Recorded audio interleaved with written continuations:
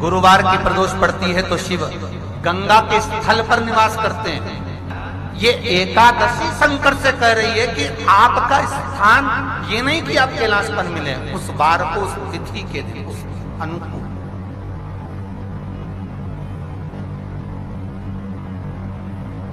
गुरुवार की प्रदोष शत्रुओं का नाश करती है महाराज। ऐसी प्रदोषों का नियम वर्णन किया चाहिए। भगवान कहते ठीक है, तू थोड़ी देर खड़ी हो। एकादशी सम्मुख खड़ी हुई। पार्वती जी ने जिस अंगुष्ठ का जल पीने के लिए लिया था हाथ में, बस पीने ही वाली थी, शंकर भगवान ने वही हाथ में जल लेकर एकादशी के हाथ में उसको देकर कहा, ले, ये मेरे द्वारा निर्मित एक व्रत है जिसे त्रयोदशी के दिन तूने मांगा है, मैं तुझे देता हूं। आज इस व्रत का फल मैं तुझे प्रदान करता हूं। अब तू जिस जीवात्मा को लेकर जाएगी उसका पाप प्रबल नहीं होगा। किसी स्त्री, पुरुष, बालक, बुजुर्ग जो भी होगा जिसने प्रदोष का व्रत करा होगा, वो जीवात्मा को तू किसी फल की कामना से नहीं, स्वतः ही लेकर चली जाए। उसमें कोई कामना नहीं है। बन सके जीवन में 11 प्रदोष या 26 प्रदोष करने के बाद आप उसका उद्यापन कर विराम भी दे सकते। पर जीवन में एक बार प्रदोष का व्रत मौका मिले, जिस कामना से, जिस दिन का भाव आपके मन में आए कि मुझे रोग से मुक्ति पाना है तो ये प्रदोष मुझे करना है, मैं और रोग मुक्ति के लिए, हम मंगल, जो भी आपके मन में आ रहा है, संतान प्राप्ति के लिए शनिचरी प्रदोष, आप उसका स्मरण करें। संस्कारी बेटी से आज बात फिर लिखा शिव महापुराण में, बड़ा सुंदर लिखा वेदव्यास जी ने। मान लो आप प्रदोष का व्रत नहीं कर सकते, आप अगर व्रत नहीं कर सकते तो प्रदोष के दिन, प्रदोष काल में शाम का समय, सूर्य अस्त का कुछ पल, कुछ घड़ी के पहले से लेकर बाद तक का प्रदोष काल के अंतर्गत आप शंकर जी के मंदिर में जाकर 1 लोटा पानी, 5 बेलपत्र भी अगर समर्पित करते हैं तो संपूर्ण प्रदोष का फल आपके भाग्य में प्रबल हो जाए। शिव महापुराण में इसका गुरुवार का प्रदोष पड़ जाए, बृहस्पतिवार का यदि प्रदोष पड़ जाए तो प्रदोष के दिन, प्रदोष काल में, प्रदोष के दिन, प्रदोष काल में शिव जी को अगर अनार का पुष्प समर्पित करा जाता है तो संपदा की कमी नहीं होती, कभी वैभव की कमी नहीं। केवल 2 महीना ऐसा होता है, एक होता है वैशाख का महीना, एक होता है ज्येष्ठ का महीना। ये 2 महीने में कभी भी कोई सी भी 2 प्रदोष, किसी भी 2 प्रदोष को ले लो और उसमें अनार का फूल, जो अनार का फल लगता है उसमें फूल भी लगता है, अनार का यदि पुष्प, एक ही पुष्प यदि शंकर के शिवलिंग को समर्पित करा जाए तो कभी, हम तो यहां तक कहेंगे कि कोई बहुत छोटे से छोटा व्यक्ति है, भले हाथ गाड़ी चला रहा है, ठेला गाड़ी चला रहा है, रिक्शा चला रहा है, उसके पास धन नहीं है, बहुत कमजोर है, पैसा नहीं है, बहुत तकलीफ में है, बहुत दुखी है, तो हम तो उससे कहेंगे कि या तो वैशाख के महीने में या ज्येष्ठ के महीने में कोई भी 2 प्रदोष को अनार का पुष्प यदि वो समर्पित कर देता है तो निश्चित है उसके घर में वैभव संपदा बढ़ना प्रारंभ हो जाती है, कार्य में उन्नति है। दोष के दिन शंभेश्वर महादेव का नाम, 7 कनेर के पुष्प, कितने? 7 कनेर मालूम है? कनेर के 7 फूल, 1 बेलपत्र। जिस समय पर कनेर का फूल बेलपत्र के साथ चढ़ाया जाएगा तो 7 कनेर के पुष्प सीधी बेलपत्र पर आपको रखना। 2-3 प्रदोष कर देखना। अगर कोई आपसे कहे कि आपका भाग्य ठीक नहीं चल रहा, आपकी किस्मत ठीक नहीं चल रही, आपके ग्रह ठीक नहीं चल रहा है, आप भाग्यशाली नहीं हो, पहले तो सूख जाओ, उसके बाद देवदेव महादेव के पास 7 कनेर के पुष्प, 1 बेलपत्र, कनेर के पुष्प 1 बेलपत्र में रखकर नंदीश्वर के पास में बैठकर श्री शिवाय नमस्तुभ्यम बोलकर अशोक सुंदरी वाली जगह पर स्पर्श कराकर भगवान शंकर पर 7 फूल के साथ बेलपत्री की डंडी अशोक सुंदरी की साइड हो, ऐसा स्मरण करते हुए शिव को समर्पित कर दे। वही बेलपत्री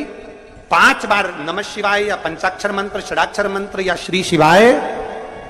नमस्तुभ्यम बोलकर वही बेलपत्री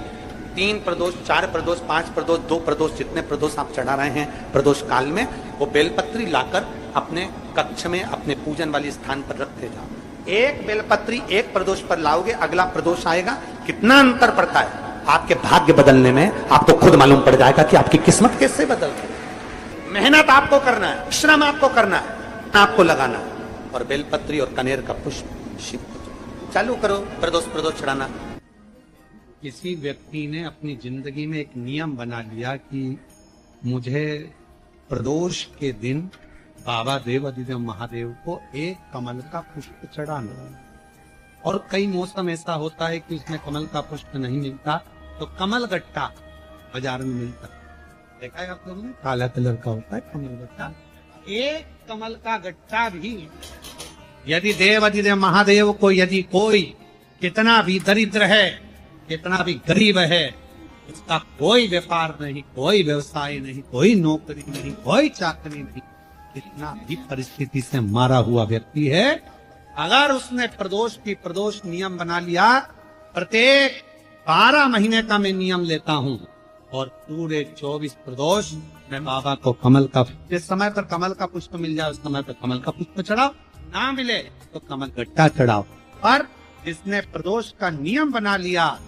एक साल पूरा नहीं होगा और मेरा बाबा उसका हाथ पकड़कर उसको मंजिल तक पहुंचाना होगा। कितना भी दरिद्र, कितना भी ये लोमश ऋषि की कथा कहती है, ये लोमश बाबा का चरित्र कथा, कितनी भी गरीब परिस्थिति क्यों ना हो, कितना भी दरिद्रपन क्यों ना हो, कुछ नहीं घर में।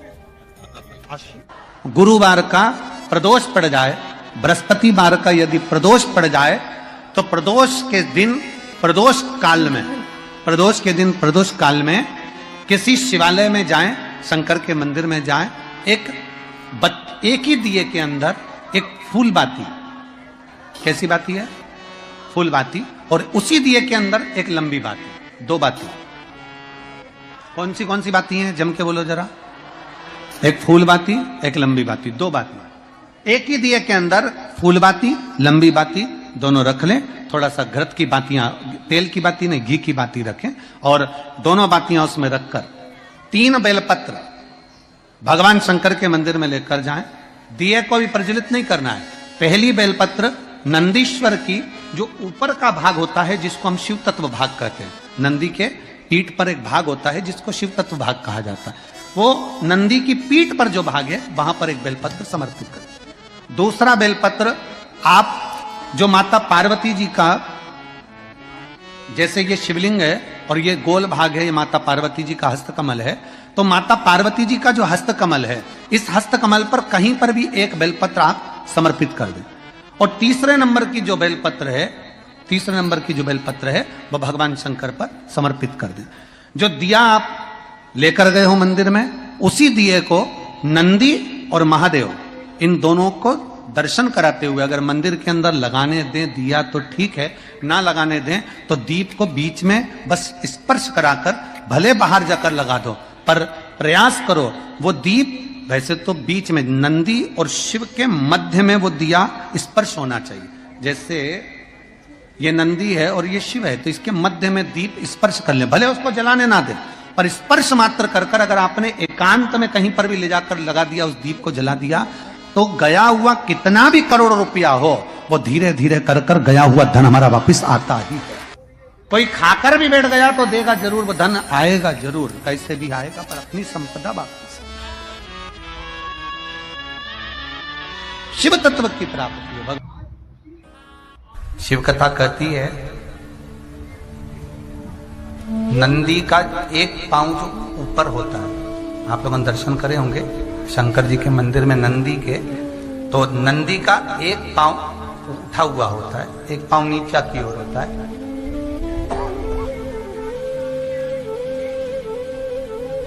शिव पुराण की कथा कहती है, मान लो कोई हड्डी से जुड़ा हुआ रोग,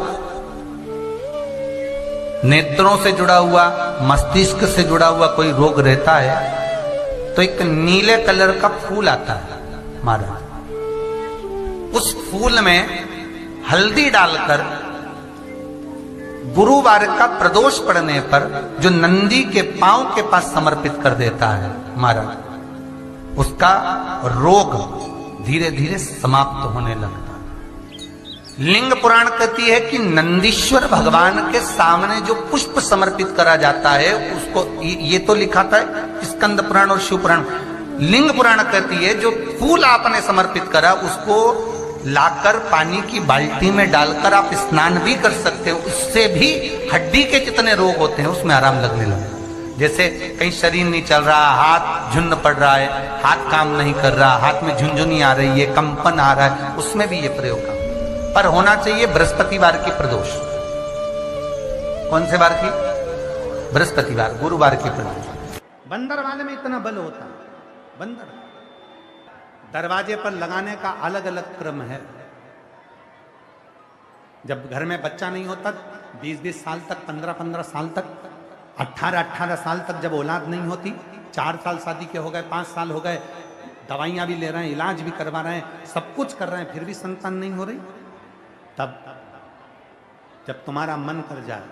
तुम्हारी इच्छा कर जाए, तो पीपल का पत्ता और आम का पत्ता, इन दोनों की बंदर वाला प्रदोष के दिन अपने घर के दरवाजे पर बांधना चालू कर दो।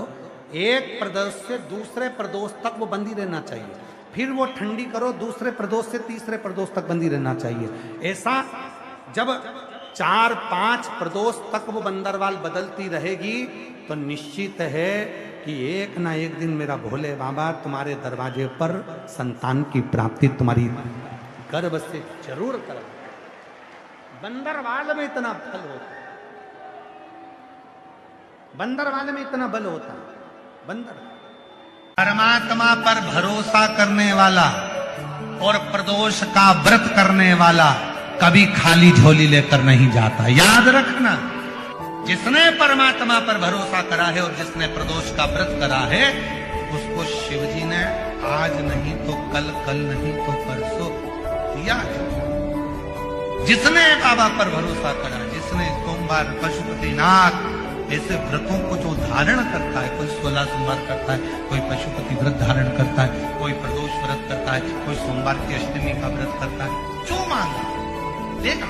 थोड़ा देर कर सकता पर देने में। प्रदोष के समय पर अगर मान लो कोई भिखारी से भिखारी व्यक्ति भी है जो ठेला चला रहा है, उसके पास में खाने के लिए कुछ नहीं है, फटे कपड़े पहन रहा है, उसकी जिंदगी में कुछ भी नहीं बचा और कर्जे में लदालूम हो गया, एक चावल का दाना अगर वो प्रदोष के दिन, प्रदोष काल में शाम के समय पर शंकर के शिवलिंग पर चढ़ा देता है तो 3 या 4 प्रदोष में उसका कर्जा चूकना प्रारंभ हो जाता है। प्रदोष का विधान,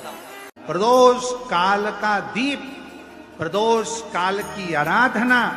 प्रदोष काल की साधना और प्रदोष काल में परमात्मा का लिया गया नाम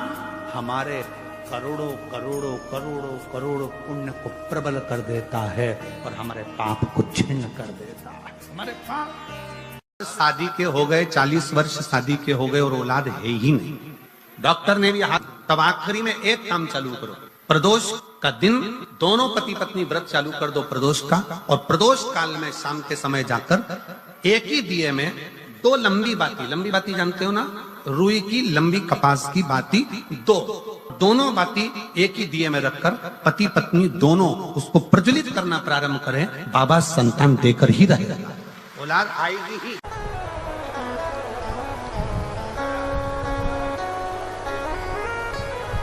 प्रदोष के दिन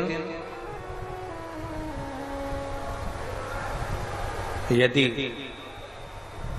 आपको कहीं से शमी पत्र मिल जाए, प्रदोष के दिन यदि कहीं से आपको शमी पत्र मिल जाए और प्रदोष काल में,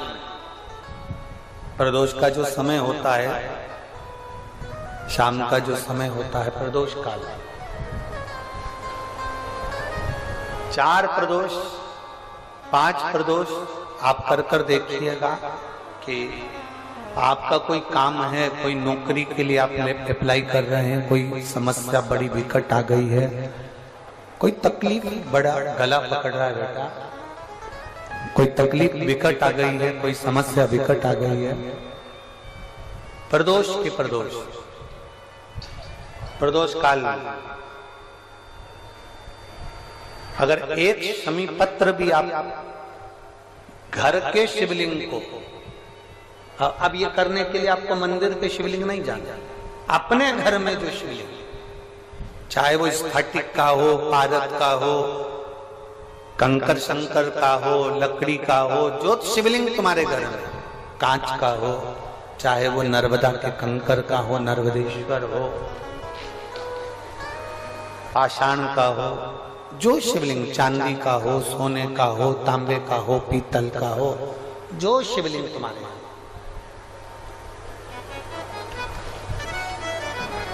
एक शमी पत्र यदि आप भगवान शंकर के शिवलिंग पर समर्पित कर रहे हो और उस शमी पत्र को उठाकर रात्रि को 9:15 की जो एक मुहूर्त होता है, एक समय होता है, जिस समय पर हम अपने मन की बात भगवान शंकर को कहते हैं, पूर्व में भी इसका वर्णन हम कर चुके हैं कथाओं में। उस 9:15 पर वो शमी पत्र को उठाकर एक कागज में, एक कटोरी में उसको रखते थे। 4 या 5 प्रदोष के उस शमी पत्र को अपने पास में रखिए और जिस कार्य के लिए जा रहे हो उसको जेब में ऊपर के भाग में उसको रखकर लेकर जाइए। आपका वो कार्य सफल होकर ही रहेगा, वो रुक नहीं सकता। वो शमी पत्र में इतना बल होता है, प्रदोष का जो शमी पत्र होता है वो बड़ा बलवान होता है। एक चंद्रमौलेश्वर महादेव का नाम लेकर एक चावल का दाना भी सुख देता। और मेरी जीजियां याद रखें, मेरी जीजियों से निवेदन है, कभी कभी ऐसा लगता है शरीर में अगर कोई गांठ पड़ जाती है, बच्चादानी में गांठ आ गई,